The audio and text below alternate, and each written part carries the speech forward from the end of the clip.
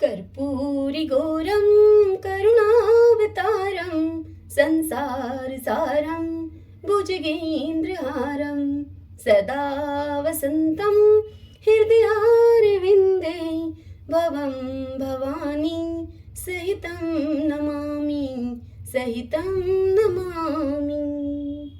श्री शिवाय नमस्तोभ्यम। आज आप सुन रहे हैं शिव पुराण की कथा रुद्र संहिता के तृतीय खंड पार्वती से। आज की कथा में हम सुनेंगे पार्वती की तपस्या विषयक दृढ़ता, उनका पहले से भी उग्र तप करना, उससे त्रिलोकी का संतप्त होना और समस्त देवताओं के साथ ब्रह्मा और विष्णु का भगवान शिव के स्थान पर जाना, देवताओं का भगवान शिव से पार्वती के साथ विवाह करने का अनुरोध करना, भगवान का विवाह के दोष बताकर अस्वीकार कर देना तथा उनके पुनः प्रार्थना करने पर विवाह कार्य को स्वीकार कर लेना, भगवान शिव की आज्ञा से सब ऋषियों का पार्वती के आश्रम पर जाकर उनके शिव विषयक अनुराग की परीक्षा करना और भगवान को सारा वृत्तांत बताकर स्वर्ग को जाना। आज के पावन दिवस हम इस पावन कथा का रसपान करेंगे। तो आइए सर्वप्रथम भगवान शंकर का ध्यान करते हुए सभी बोलिए श्री शिवाय नमस्तुभ्यम। ब्रह्मा जी इस कथा को सुनाते हुए नारद से कहते हैं कि हे मुनीश्वर, शिव की प्राप्ति के लिए इस प्रकार से तपस्या करती हुई पार्वती के बहुत अधिक वर्ष बीत गए तो भी भगवान शंकर प्रकट नहीं हुए। तब हिमाचल, मैना, मेरू और मंदराचल आदि ने आकर पार्वती को समझाया और शिव की प्राप्ति को अत्यंत दुष्कर बताकर पार्वती से यह अनुरोध किया कि तुम तपस्या को छोड़कर अब घर को लौट चलो। तब उन सब की बात को सुनकर पार्वती ने कहा कि पिताजी, माताजी तथा मेरे सभी बांधव, मैंने पहले जो आपसे बात कही थी, क्या आप सबने उस बात को भुला दिया है? अस्तु, इस समय भी मेरी जो प्रतिज्ञा है उसे अब आप लोग सुन ले। जिन्होंने रोष से कामदेव को जलाकर भस्म कर दिया है, वे महादेव जी यद्यपि विरक्त हैं तो भी मैं अपनी तपस्या से उन भक्त वत्सल भगवान शंकर को अवश्य ही संतुष्ट करूंगी। आप सब लोग प्रसन्नता पूर्वक अपने अपने घर को जाएं। महादेव जी संतुष्ट होंगे ही, इसमें अन्यथा विचार करने की आवश्यकता नहीं है। जिन्होंने कामदेव को जलाया है, जिन्होंने इस पर्वत के वन को भी जलाकर भस्म कर दिया है, उन भगवान शंकर को मैं केवल तपस्या से ही यहीं पर बुलाऊंगी। हे महाभाग्यगण, आप यह जान लें कि महान तपोबल से ही भगवान सदाशिव की सेवा सुलभ हो सकती है। यह मैं आप लोगों से सत्य सत्य कहती हूँ। हे नारद, सुमधुर भाषण करने वाली पर्वतराज कुमारी शिवा, माता मेनका, भाई मैनाक, पिता हिमालय और मंदराचल आदि से इस बात को कहकर शीघ्र ही चुप हो गई। शिवा के ऐसा कहने पर वे चतुर चालाक पर्वत, गिरिराज, सुमेरु आदि गिरिजा की बार बार प्रशंसा करते हुए अत्यंत विस्मित होकर जैसे आए थे वैसे ही लौट गए।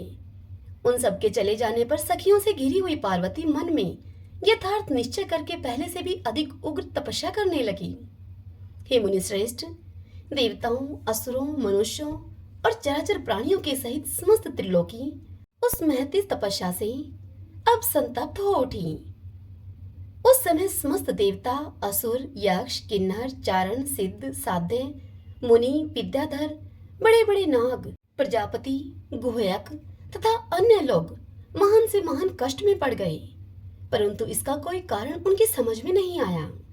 तब इंद्र आदि सब देवता मिलकर गुरु बृहस्पति से सलाह लेकर बड़ी विहलता के साथ सुमेरु पर्वत पर मुझ विधाता की शरण में आए।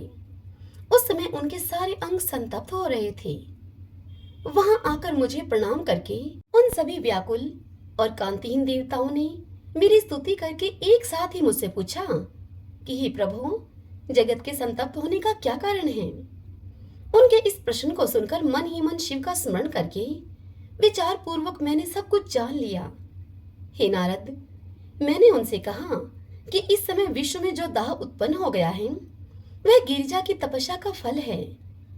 यह जानकर मैं उन सबके साथ शीघ्र ही क्षीरसागर को गया। वहां जाने का उद्देश्य भगवान विष्णु से सब कुछ बताना था। वहां पहुंचकर देखा तो वहां क्या देखा हमने भगवान श्री हरि सुखद आसन पर विराजमान हैं।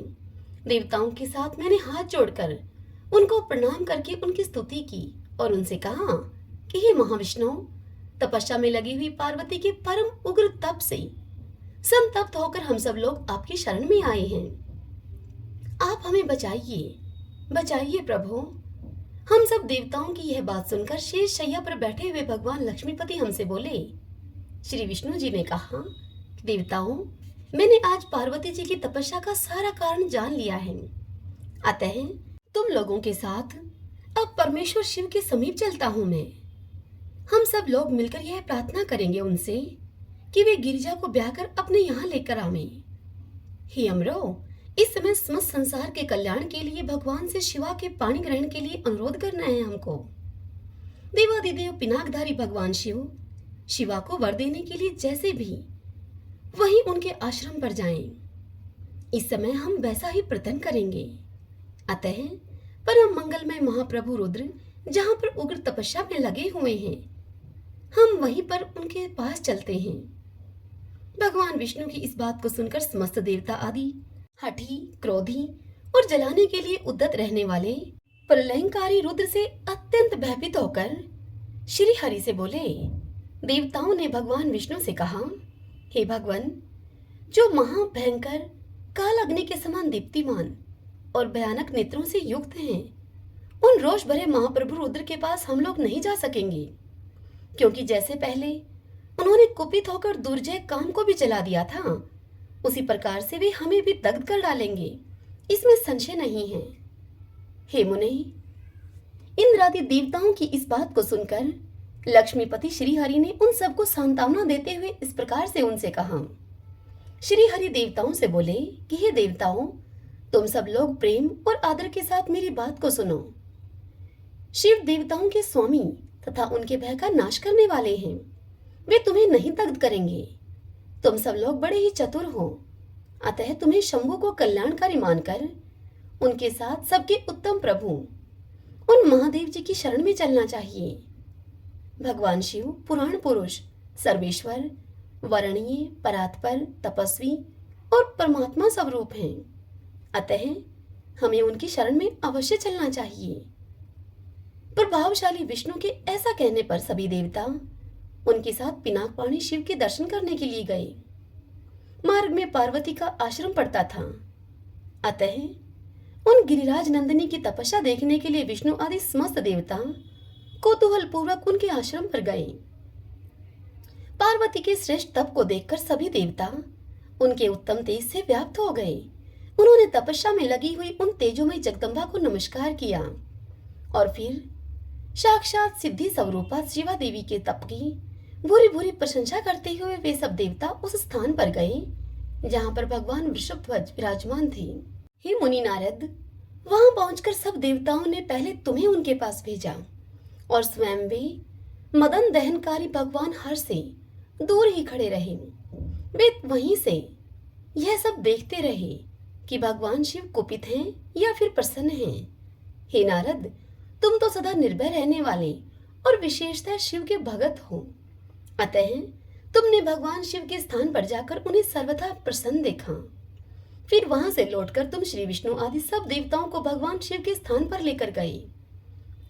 वहां पहुंचकर विष्णु आदि सब देवताओं ने देखा कि भक्त वत्सल भगवान शिव सुखपूर्वक प्रसन्न मुद्रा में बैठे हैं। अपने गणों से घिरे हुए शंभु तपस्वी का रूप धारण किए हुए योग पट पर आसीन थे। उन परमेश्वर रूपी शंकर का दर्शन करके मेरे सहित श्री विष्णु तथा अन्य देवताओं, सिद्धों और मुनीश्वरों ने उनको प्रणाम करके वेदों और उपनिषदों के सूत्रों के द्वारा उनका सत्वन किया। ब्रह्मा जी इस कथा को आगे सुनाते हुए कहते हैं कि हे नारद, देवताओं ने वहां पर पहुंचकर भगवान रुद्र को प्रणाम करके उनकी स्तुति की। तब नंदीकेश्वर ने भगवान शिव से उनके दीन बंधुता एवं भक्त वत्सलता की प्रशंसा करते हुए उनसे कहा कि हे प्रभु, देवता और मुनि संकट में पड़कर आपकी शरण में आए हैं। हे सर्वेश्वर, आप उनका उद्धार कीजिए। दयालु नंदी के इस प्रकार सूचित करने पर भगवान शंभु धीरे धीरे आंखें खोलकर ध्यान से उपरत हुए। समाधि से विरत होकर परम ज्ञानी परमात्मा एवं ईश्वर शंभु ने समस्त देवताओं से इस प्रकार कहा। शंभु देवताओं से बोले, श्री विष्णु और ब्रह्मा आदि हे देवेश्वरों, तुम सब लोग मेरे समीप कैसे आए हो? तुम अपने आने का जो भी कारण हो वह शीघ्र बताओ। भगवान शंकर का यह वचन सुनकर सभी देवता प्रसन्न होकर कारण बताने के लिए भगवान विष्णु के मुख की ओर देखने लगे। तब शिव के महान भक्त और देवताओं के हितकारी श्री विष्णु मेरे बताए हुए देवताओं के महत्तर कार्य को भगवान शंकर से सूचित करने लगे। उन्होंने कहा कि हे शंभो, तारकासुर ने देवताओं को अत्यंत अद्भुत एवं महान कष्ट प्रदान किया है। यही बताने के लिए सब देवता यहाँ पर आए हैं। हे भगवान, आपके औरस पुत्र से ही तारक दैत्य मारा जा सकेगा और किसी प्रकार से नहीं मारा जाएगा। मेरा यह कथन सर्वथा सत्य है। हे महादेव, इस प्रकार विचार करके आप कृपा करें। आपको नमस्कार है। हे स्वामीन, तारकासुर के द्वारा उपस्थित किए गए इस कष्ट से आप देवताओं का उद्धार कीजिए। हे देव, हे शंभो, आप दाहिने हाथ से गिरिजा का पानी ग्रहण करें। गिरिराज हिमवान के द्वारा दी हुई महानुभावा पार्वती को पानी ग्रहण के द्वारा ही अनुग्रहित कीजिए। श्री विष्णु का ये वचन सुनकर योग प्रायण भगवान शिव ने उन सबको उत्तम गति का दर्शन कराते हुए उन सबसे इस प्रकार कहा। उन्होंने कहा कि देवताओं, जो ही मैंने सर्वांग सुंदरी गिरिजा देवी को स्वीकार किया, त्यों ही समस्त सुरेश्वर तथा ऋषि मुनि सकाम हो जाएंगे। फिर तो वे परमार्थ पथ पर चलने में समर्थ न हो सकेंगे। दुर्गा अपने पाणी ग्रहण मात्र से ही कामदेव को जीवित कर देंगी। हे विष्णु, मैंने कामदेव को जलाकर देवताओं का बहुत बड़ा कार्य सिद्ध किया है। आज से सब लोग मेरे साथ सुनिश्चित रूप से निष्काम होकर रहें। हे देवताओं, जैसे मैं हूँ उसी तरह तुम सब लोग पृथक पृथक रहकर कोई विशेष प्रयत्न किए बिना ही अत्यंत दुष्कर एवं उत्तम तपस्या कर सकोगे। अब उस मदन के न होने से तुम सब देवता समाधि के द्वारा परमानंद का अनुभव करते हुए निर्विकार हो जाओ, क्योंकि काम नरक की ही प्राप्ति कराने वाला है। काम से क्रोध होता है, क्रोध से मोह होता है और मोह से तपस्या नष्ट होती है। अतः तुम सभी श्रेष्ठ देवताओं को काम और क्रोध का परित्याग कर देना चाहिए। मेरे इस कथन को कभी अन्यथा नहीं मानना चाहिए। ब्रह्मा जी आगे कहते हैं कि हे नारद, वृषभ के चिन्ह से युक्त ध्वजा धारण करने वाले भगवान महादेव ने इस प्रकार की बातें सुनाकर ब्रह्मा, विष्णु, देवताओं तथा मुनियों को निष्काम धर्म का उपदेश दिया। तदंतर भगवान शंभु उन्हें ध्यान लगाकर चुप हो गए और पहले की ही भांति पार्षदों से घिरे हुए सुस्थिर भाव से वे बैठ गए।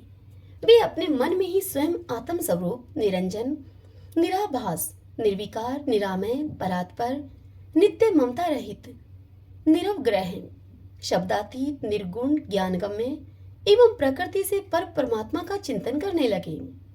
इस प्रकार परम स्वरूप का चिंतन करते हुए वे ध्यान में स्थित हो गए।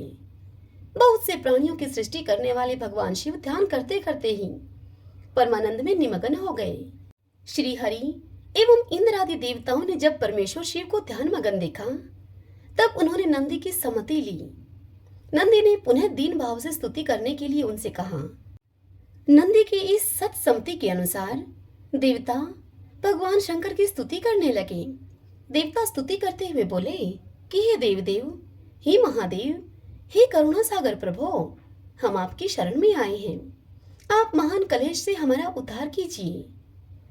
ब्रह्मा जी कहते हैं कि हे नारद, इस प्रकार से बहुत दीनतापूर्ण उक्ति से देवताओं ने भगवान शंकर की स्तुति की और इसके बाद वे सब देवता प्रेम से व्याकुल चित होकर उच्च स्वर से फूट फूट कर रोने लगे। मेरे साथ भगवान श्री हरि उत्तम भक्ति भाव से युक्त होकर मन ही मन भगवान शंभु का स्मरण करते हुए अत्यंत दीनतापूर्ण वाणी के द्वारा उनसे अपना अभिप्राय निवेदन करने लगे। देवताओं के, मेरे तथा श्री हरि के इस प्रकार बहुत स्तुति करने पर भगवान महेश्वर अपनी भक्त वत्सलता के कारण ध्यान से विरत हो गए। उनका मन अत्यंत प्रसन्न था। वे भक्त वत्सल शंकर श्री हरि आदि को करुणा दृष्टि से देखकर उनका हर्ष बढ़ाते हुए उनसे यूं बोले, हे विष्णु, हे ब्रह्मा तथा इंद्र आदि समस्त देवताओं, तुम सब लोग एक साथ यहाँ किस अभिप्राय से आए हो? मेरे सामने सच सच बताओ। तब श्री हरि ने कहा कि हे महेश्वर, आप सर्वज्ञ हैं, सबके अंतर्यामी ईश्वर हैं। क्या आप हमारे मन की बात को नहीं जानते? अवश्य जानते हैं, फिर भी आपकी आज्ञा से मैं स्वयं इस बात को कहता हूँ। हे सुखदायक शंकर, हम सब देवताओं को तारकासुर से अनेक प्रकार का दुख प्राप्त हुआ है, इसीलिए देवताओं ने आपको प्रसन्न किया है। आपके लिए ही उन्होंने गिरिराज हिमालय से शिवा की उत्पत्ति कराई है। शिवा के गर्भ से आपके द्वारा जो पुत्र उत्पन्न होगा, उसी से तारकासुर की मृत्यु होगी, दूसरे किसी उपाय से नहीं होगी। ब्रह्मा जी ने उस दैत्य को यही वरदान दिया है, इस कारण दूसरे से उसकी मृत्यु नहीं हो पा रही है। अतएव वह निडर होकर सारे संसार को कष्ट दे रहा है। इधर नारद जी की आज्ञा से पार्वती कठोर तपस्या कर रही है। उनके तेज से समस्त चराचर प्राणियों के सहित त्रिलोकी आच्छादित हो गई है। इसीलिए हे परमेश्वर, आप शिवा को वर देने के लिए जाइए। हे स्वामिन, देवताओं का आप दुख मिटाइए और हमें सुख दीजिए। हे शंकर, मेरे तथा देवताओं के हृदय में आपके विवाह का उत्सव देखने के लिए बड़ा भारी उत्साह है। अतः आप यथोचित रीति से विवाह कीजिए। हे परात्पर परमेश्वर, आपने रति को जो वर दिया था, उसकी पूर्ति का अवसर आ गया है। अतः अपनी प्रतिज्ञा को शीघ्र ही आप सफल कीजिए। इतनी बात सुनाकर नारद जी को ब्रह्मा जी आगे कहते हैं कि हे पुत्र नारद, ऐसा कहकर उन्हें प्रणाम करके श्री विष्णु आदि देवताओं और महर्षियों ने नाना प्रकार के स्तोत्रों के द्वारा पुनः उनकी स्तुति की। फिर वे सब के सब उनके सामने खड़े हो गए। भक्तों के अधीन रहने वाले भगवान शंकर भी, जो वेद मर्यादा के रक्षक हैं, देवताओं की बात को सुनकर अब हंसने लगे और हंसते हुए हर बोले, हे हरे, हे विधे। हरे भगवान विष्णु हैं और विधे ब्रह्मा जी को कहते हैं। भगवान शंकर हंसते हुए बोले कि हे हरे, हे विधे और हे देवताओं, तुम सब लोग आदर पूर्वक सुनो। मैं यथोचित विशेषतः विवेकपूर्ण बात तुमसे कह रहा हूँ। विवाह करना मनुष्यों के लिए उचित कार्य नहीं है, क्योंकि विवाह दृढ़ता पूर्वक बांध रखने वाली एक बहुत ही बड़ी बेड़ी है। जगत में बहुत से कुसंग हैं, परंतु स्त्री का संग उनमें सबसे बढ़कर है। मनुष्य सारे बंधनों से छुटकारा पा सकता है, परंतु स्त्री प्रसंग रूपी बंधन से वह मुक्त नहीं हो पाता। लोहे और काठ की बनी हुई बेड़ियों में दृढ़ता पूर्वक बंधा हुआ पुरुष भी एक दिन उस कैद से छुटकारा पा जाता है, किंतु स्त्री पुत्र आदि के बंधन में बंधा हुआ मनुष्य कभी छूट नहीं पाता। महान बंधन में डालने वाले विषय सदा बढ़ते रहते हैं। जिसका मन विषयों के वशीभूत हो गया है, उसके लिए मोक्ष स्वप्न में भी दुर्लभ है। विद्वान पुरुष यदि सुख चाहता है तो वह विषयों को विधि पूर्वक त्याग दे। विषयों को विष के समान बताया गया है, जिनके द्वारा मनुष्य मारा जाता है। विषयी के साथ वार्ता करने मात्र से मनुष्य क्षण भर में पतित हो जाता है। आचार्यों ने विषय को मिश्री मिलाई हुई वारुणी मदिरा कहा है। यद्यपि मैं इस बात को जानता हूँ और यद्यपि विषयों के इन सारे दोषों का मुझे विशेष ज्ञान है, फिर भी मैं तुम्हारी प्रार्थना को सफल करूंगा, क्योंकि मैं भक्तों के अधीन रहता हूँ और भक्त वत्सलतावश उचित अनुचित सारे कार्य करता हूँ। इसीलिए तीनों लोकों में यथोचित करता इस रूप में मेरी प्रसिद्धि है। भक्तों के लिए मैंने अनेक बार बहुत से प्रयत्न करके कष्ट सहन किए हैं। गृहपति होकर विश्वानर मुनि का दुख दूर किया है। हे हरे, हे विधे, अब अधिक कहने की क्या आवश्यकता है। मेरी जो प्रतिज्ञा है उसे तुम सब लोग अच्छी तरह से जानते हो। मैं यह सत्य कहता हूँ कि जब जब भक्तों पर कहीं भी विपत्ति आती है, तब तब मैं तत्काल उनके सारे कष्टों को हार लेता हूँ। तारकासुर से तुम सब लोगों को जो दुख प्राप्त हुआ है, उसे मैं जानता हूँ और उसका हरण भी करूंगा। यह भी मैं सत्य सत्य बता रहा हूँ। यद्यपि मेरे मन में विवाह करने की कोई रुचि नहीं है, फिर भी पुत्र उत्पादन के लिए गिरिजा के साथ विवाह मैं करूंगा। तुम सब देवता अब निर्भय होकर अपने अपने घर को जाओ। मैं तुम्हारा कार्य सिद्ध करूंगा। इस विषय में अब कोई विचार नहीं करना चाहिए। इतनी बात बताकर ब्रह्मा जी आगे कहते हैं कि हे नारद, ऐसा कहकर भगवान शंकर मौन होकर समाधि में स्थित हो गए और विष्णु आदि सभी देवता अपने अपने धाम को चले गए। देवताओं के अपने अपने आश्रम में चले जाने पर पार्वती के तप की परीक्षा के लिए भगवान शंकर समाधिस्थ हो गए। वे स्वयं अपने आप में अपने ही परात पर स्वस्थ, माया रहित तथा उपद्रव शून्य स्वरूप का चिंतन करने लगे। उस ध्येय वस्तु के रूप में साक्षात भगवान महेश्वर ही विराजमान हैं। उनकी गति का किसी को ज्ञान नहीं होता। वे भगवान वृषभध्वज ही सबके सृष्टा परमेश्वर हैं। हे तात, उन दिनों पार्वती देवी बड़ी भारी तपस्या कर रही थी। उस तपस्या से रुद्रदेव भी बड़े विस्मय में पड़ गए। भक्त अधीन होने के कारण ही वे समाधि से विचलित हो गए और किसी कारण से नहीं।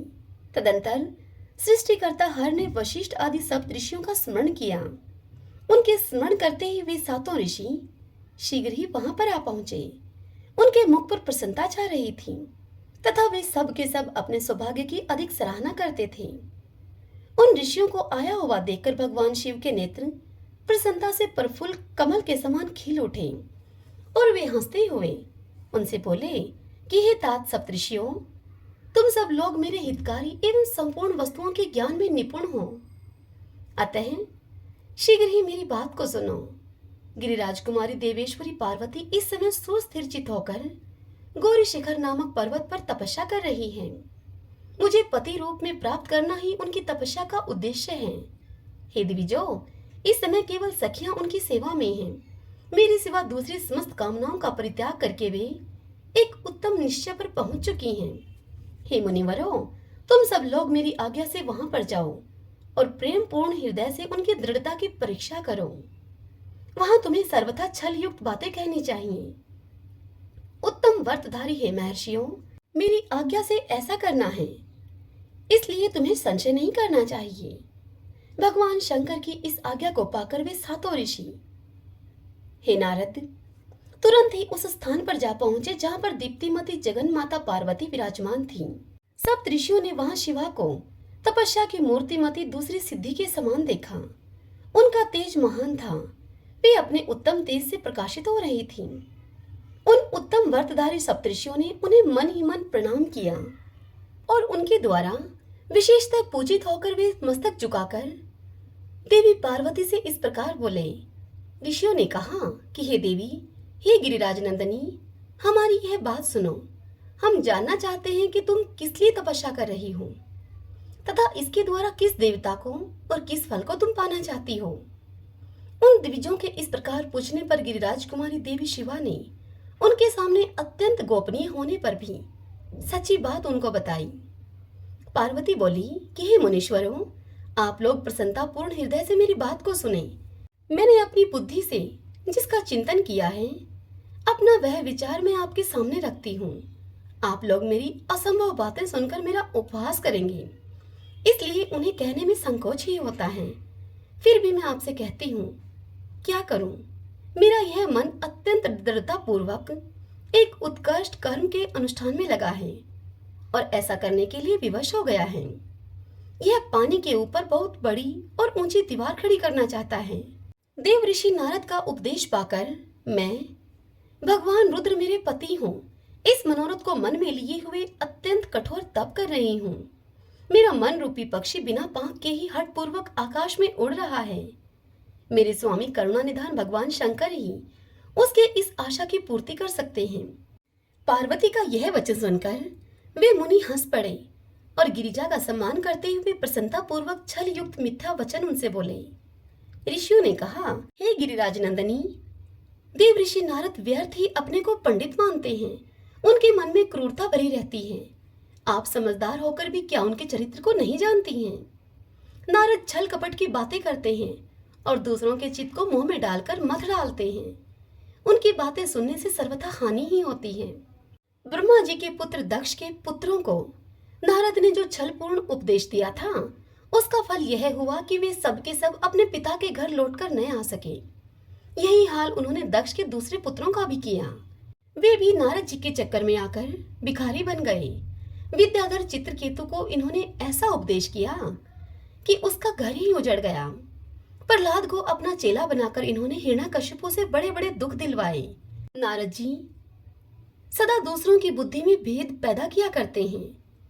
नारद मुनि कानों को पसंद आने वाली अपनी विद्या जिस जिसको सुना देते हैं, वही अपना घर छोड़कर तत्काल भीख मांगने लगता है। उनका मन मलिन है, केवल शरीर ही सदा उज्जवल दिखाई देता है। हम उन्हें विशेष रूप से जानते हैं क्योंकि उनके साथ हम रहते हैं। उनका उपदेश पाकर बड़े बड़े विद्वानों के द्वारा सम्मानित होने वाली तुम भी व्यर्थी बुलावे में आ गई हो और मूर्ख बनकर इतनी दुष्कर तपस्या करने लगी हो।